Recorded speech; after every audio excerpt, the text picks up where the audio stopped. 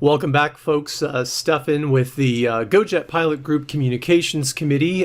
This time what we're going to do is we're going to focus a little bit more on the mechanics of how the website works with building different bid groups.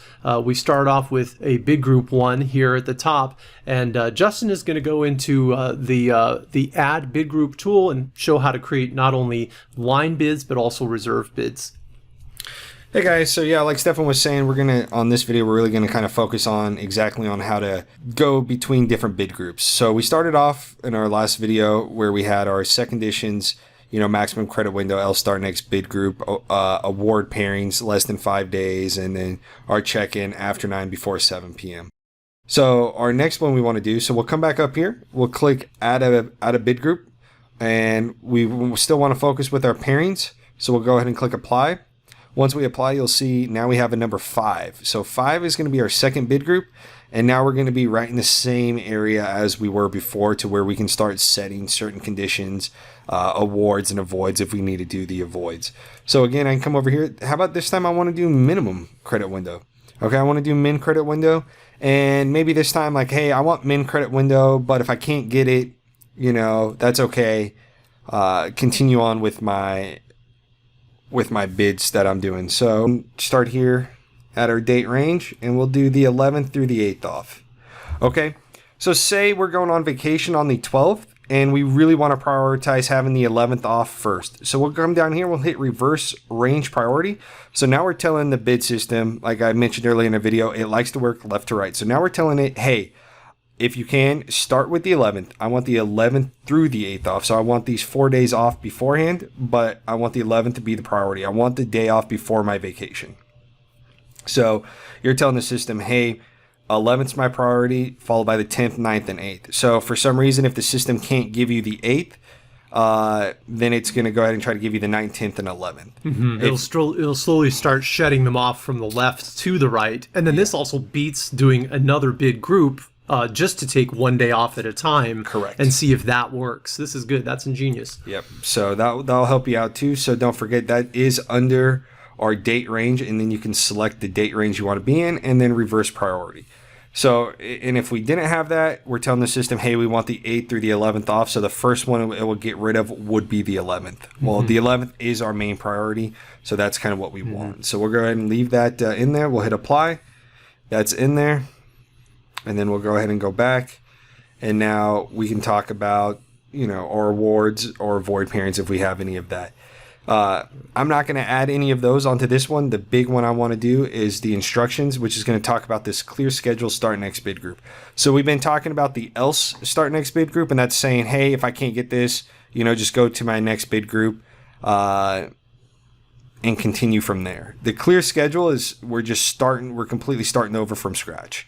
So we're telling the system, hey, whatever you may have awarded me prior that didn't, meet that threshold for a line, go ahead and take that off my schedule and let's start all over again. So what you're saying is that else start next bid group is something where it's going to try to satisfy as many of the bids that you have in that bid group as possible, but it might not satisfy all of them. However, the one that you're talking about now, the clear schedule start next bid group, right? That is if one little item in that bidding group is not met, then that wipes out that bidding group, and you're going to start all over again with another bidding group. Yeah, a complete new bidding group, so it's not even going to look at anything prior to that one. Yep. So we do see a lot of pilots kind of get themselves in trouble with the clear schedule start next bid group, so just kind of keep that in mind, that it will completely erase everything you have before. I'm raising my hand in the background, by the way. So, but moving on from there, let's talk about these reserves. So obviously when you first start out here, you might not get a line, or there's a good chance you will not get a line. And so now let's talk about actually how to bid for reserve. So under our bid group, we clicked on our bid group, and now we have the pairing bid group or reserve. So now we're going to say, hey, apply a reserve bid group to us now. So we're going to go ahead and apply our reserve bid group, and that's where this number 9 comes from now. So we're on a reserve bid group. And as you can see, it's a little bit less of options we're allowed to do because we're just telling the system, hey, how many days do we want to work? What days do we want off? Yeah, it's really just day centric because Yeah. you're not going to be bidding city pairings on a reserve. Yeah, Exactly. So we all have our prefers off. We have our set conditions and our waves. So let's talk about our set conditions. Our set conditions, to a reserve will be able to minimize the amount of days you're consecutively on in a row. So the company loves to set reserves to 6 days on in a row. So this is a way we can tell the system, hey, we don't want to work 6 days. So we can come over here, max days on in a row. We can say, hey, I only want to work 4 days on in a row.